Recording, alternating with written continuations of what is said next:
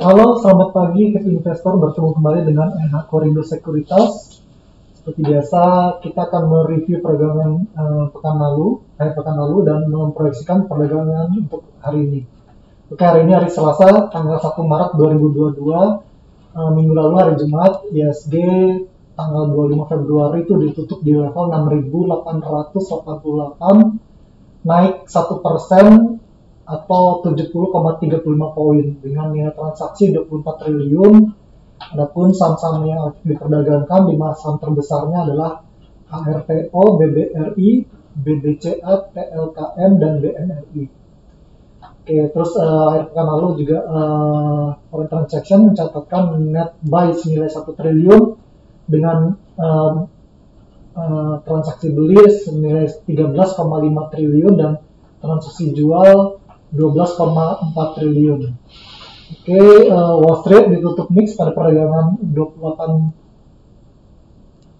Februari dengan S&P 500 dan Dow Jones terkoreksi, sementara Nasdaq menguat tipis. Negara-negara barat kembali menambah daftar sanksi terhadap Rusia dengan mengeluarkan beberapa bank besar dari sistem pembayaran SWIFT, serta membatasi akses kepada cadangan devisa. Dampak sanksi mulai dirasakan dengan anjloknya nilai tukar ruble ke posisi terendah sepanjang sejarah. Dari domestik, dari internal, IHSG berhasil menguat 3,88% sepanjang bulan Februari lalu, di tengah cenderung minimnya katalis positif baru.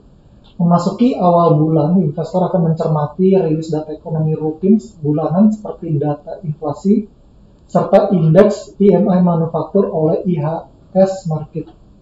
Secara teknikal, indeks acuan diproyeksi untuk bergerak menguat terbatas pada kisaran rentang 6.850 hingga 6.950.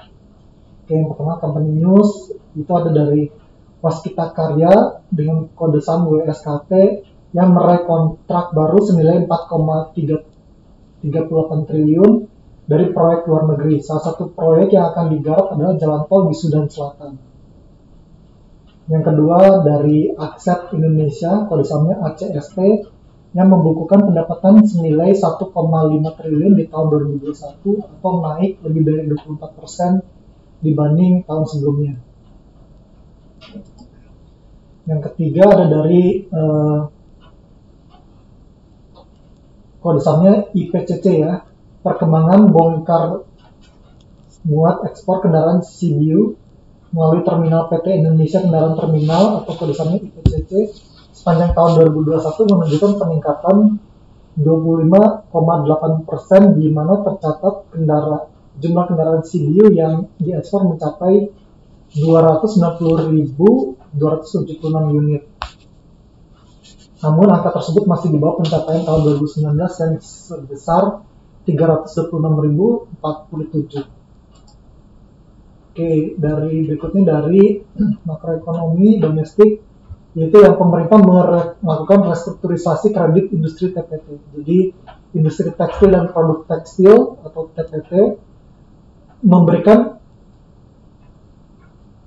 kontribusi hingga senilai 180 triliun terhadap produk domestik bruto nasional dan utilisasinya mencapai di atas 70% pada tahun 2021.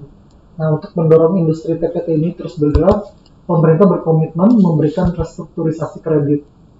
Adapun fasilitas ini dapat dimanfaatkan untuk meningkatkan kapasitas produksi dan modal kerja.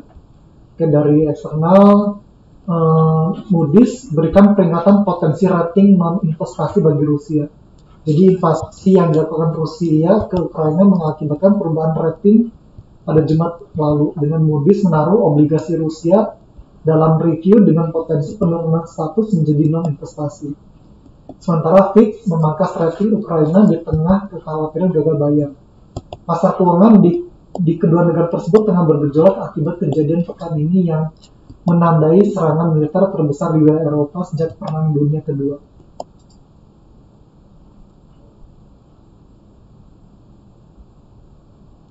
Oke, ekonomi kalender hari ini hari Selasa tanggal 1 Maret.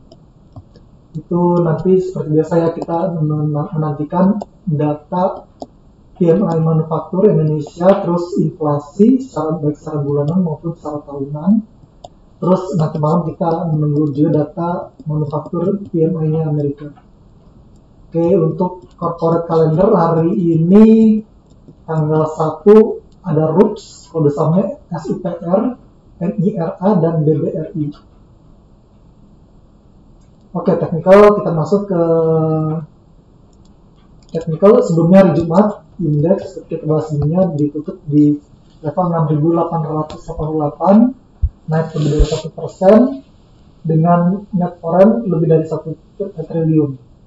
Prediksi untuk hari ini ISG bergerak upward dengan kisaran di 6.850 hingga 6.950. Adapun polanya membentuk bullish harami, MACD positif, dan stochastic golden cross.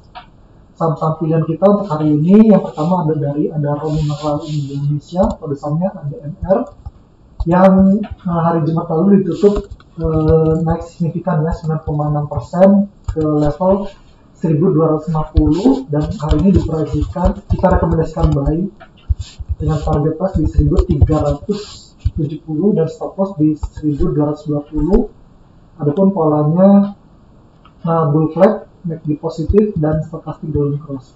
Saham kita pilihan yang kedua adalah Telkom Indonesia atau kode sahamnya TLKM. Akhir pekan lalu tutup naik 2,4% ke level 4.340. Rekomendasi hari ini buy dengan target price di 4.750 dan stop loss di 4.300. Adapun polanya breakout triangle, MACD negatif mengecil, stochastic golden cross. Berikutnya Indah Kiat Pulp and Paper atau INKP, sebelumnya ditutup naik 1,3% ke level 8.075. Rekomendasi buy untuk hari ini dengan target price di 8.525 dan stop loss di 8.000. Adapun polanya bullish harami, MACD positif, dan stochastic metal. Yang keempat ada dari Indosemen Tunggal Prakarsa, kode sahamnya INKP.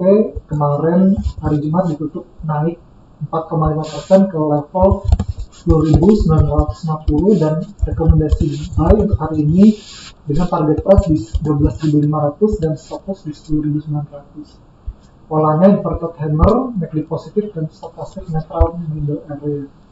Yang terakhir kita ada dari rekomendasi saham Bank Negara Indonesia BBNI, lalu ditutup naik lebih dari 2% ke level 8.000. Rekomendasi buy untuk hari ini dan dengan target price di 8.750 dan stop loss di 7.950. Adapun polanya bull flag, MACD positif, dan stochastic golden cross. Oke, demikian untuk hari ini. Terima kasih.